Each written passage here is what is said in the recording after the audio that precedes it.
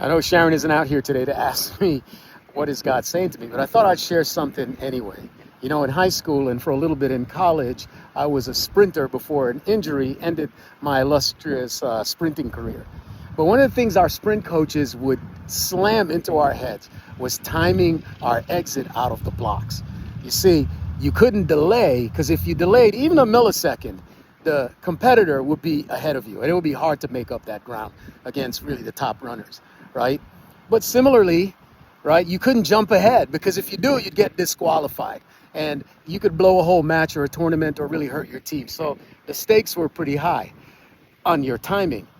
You know, it brought me back to a story in the Old Testament where there's a man called Achan, and God had promised the children of Israel that when they took a town by the name of Ai, a very small town, Ai, literally, that they were not to take the spoils, right? That they could have the spoils from other places that God had directed them to take the spoils, but from Ai, they were to leave it all alone.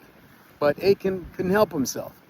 He jumped the gun, and he kept what he should not have kept, and caused himself and his family a whole lot of pain. You know, there is a temptation to jump the gun, to go ahead and take a shortcut.